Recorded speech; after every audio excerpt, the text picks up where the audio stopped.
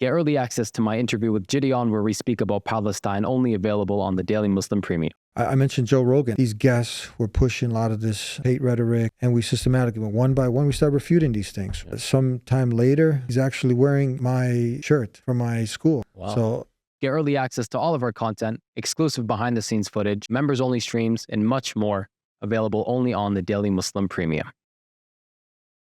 So let's say you had a scenario, the ideal Muslim scenario. So there's a group of Muslims who have the power, and they will not be opposed by anyone, to establish like the caliphate, for example. And they have one Amir al-Mu'mineen, and the West is not going to get involved. They want to be hands off and let us basically do our own thing in our own country. Good for them. Alhamdulillah. Excellent. Yeah. So in that case, no problem. Alhamdulillah. No issue. Okay, alhamdulillah. So my question now is, let's take these two kind of positions, because right now there seems to be two mainstream positions. One is we need to work to fully implement that system. And whatever the reality is, we need to work to change the reality to make it acceptable to have such a system. Whereas the kind of train of thought that you're proposing, and please correct me if I'm wrong, seems to be, listen, that's not going to happen now. Let's just focus on doing what we can to make the situation better. And there are certain ahkam that can be interpreted to fix the modern context instead of working to change the modern context to fit Islam. Yes, I would overall agree with you there. I don't oppose those who want to establish an alternative system, but I simply point out, don't blame me if I think you're being impractical. That's my opinion. I see. Prove me wrong. I wish you all the best. Yeah. But the global system is here. People have tried. The Taliban tried in the 90s. ISIS tried. Al-Qaeda tried. You're going to go down that route? I don't know what to tell you. You're going to go down that route? Arab Spring, the whole Middle East tried. Yeah. Right? Yeah. Look what happened. So prove me wrong. But then, excuse me, before I say that, you're going to go down the ISIS route. I don't want you to go down that route. Yeah. Of course. I don't want you to go down that route because you harm my religion. Yeah. You did the most backward things, Yeah. the most un-Islamic things in the name of Islam, thinking that Allah gave you the right to do that. Yeah. And that's 100% off the table. But then, so then what's the alternative? You're Yeah, you're gonna go down some island in the middle of nowhere and declare a caliphate? No. That, and even if you did, you got your 10 people. What's going to happen? There's no change that's going to happen. So I agree then, 100%. how exactly are you going to do that? Yeah. Without revolution and blood. And with that revolution and blood, what does that entail? Yeah. That entails the governments that you're fighting against, they will kill you, your family, your friends, millions of people because they're worried about the kursi. Look at Syria. Look at Egypt. Look at all of these countries. You want to do it all over again? My heart is with the people who stood up for the Arab Spring. That's what my heart is, right? But I saw the realities of what happened. The results of it. I saw the results of it. Do you understand what I mean Absolutely, here? absolutely. My heart and my du'as were with the people on the streets. Yeah. I jumped for joy when the Arab Spring happened. But the bitter reality and the bitter pills that we saw. Yeah. Again, these Islamist movements and parties, they won resounding victories at the polls.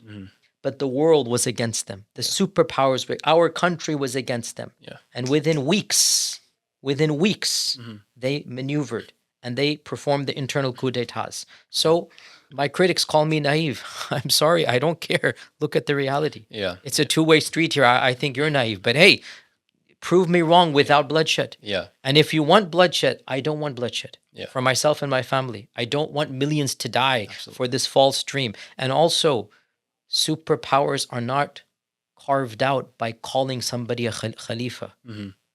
These are games you guys are playing. These are games. It doesn't, superpowers are based upon GDPs, armies, masses. China and America are superpowers because they have millions, hundreds of millions of people. And they have trillions of dollars of GDP and economy. That's how you become a superpower. And it takes not decades, centuries, centuries of civilization. Same with the Muslim community. It took, obviously the Prophet was the miracle of Allah subhanahu wa ta'ala, but even for the civilizational empire, it took a century. A century plus for the Umayyads to reach what they reached, and then the Abbasids, right? So people talking about establishing Islamic superpower, I mean, how? It's all I'm saying. So in the meantime, there's a massacre taking place. So what I'm worried about is as follows. There's 10 of us in a room, right? And all 10 of us, if we all start talking about, this imaginary superpower, whatnot, and there's our children that need to be fed, right? There's bills that need to be paid. There's actual stuff that needs to be done. If all of us start talking about some ideal and utopia that we're daydreaming about, and our kids are going hungry, that's a problem. Absolutely. It's a massive problem. I agree. Now, if one or two of us on the side, part-time, while the rest of us are taking care, yeah, that's the ideal. Yeah. So this is my point, and I've said this multiple times. I am not against it. And those that are qualified and those that have vision and foresight, they should be planning and they should be charting the course forward in a reasonable manner. But also, while you guys are doing that, don't take me as the enemy by pointing out that you're going to have some steps you're going to have to do. And don't be angry at me when I say, hey guys, the kids need to be fed. Yeah. The bombing needs to stop. The children of Gaza need to be taken care of.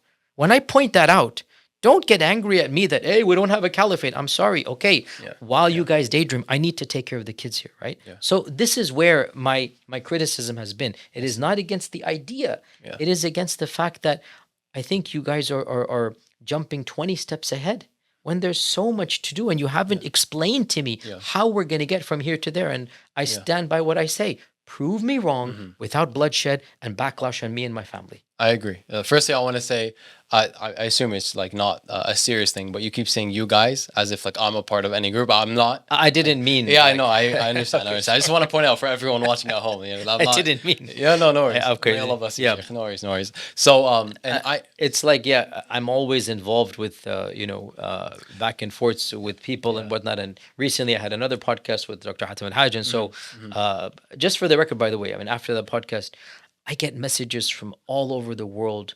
Yeah. Generally speaking, those that obviously reach out to me through third parties are very positive. People that have never reached out before, they're like, and generally the more mature and seasoned preachers and du'at and scholars. And obviously I get a lot of flack and criticism as well. And it is what it is. But it's interesting that the conversation starts, and I'm happy about that. I hope, inshallah, even if I'm incorrect in some things, I hope that the conversation is provoked such that you're thinking about other factors. And it's not just simplistic waving a flag and shouting slogans is not going to bring about an actual change. That's why I respect that you're willing to have these discussions, and two, you have some kind of some kind of plan to back the idea. I think it's silly, and I think it's unrealistic, and I think it's actually un-Islamic to say this is what we want and like that's it. And that's exactly. And when I point out you're not going to get there immediately, I get a lot of flack and criticism as if I'm opposed to the ideal. No. Yeah. You can't get to the ideal without taking care of modern reality. That's all I'm saying. I agree. And until you get there, there's so much going on that needs to be taken care of. I agree 100%. So with everything I've heard, I kind of have like a general idea of what I feel the middle ground could be, or where discourse could happen, and that is so we understand what the ideal is, the caliphate system, some place where in Muslim majority land where Muslims can implement their own laws and untouched by other superpowers.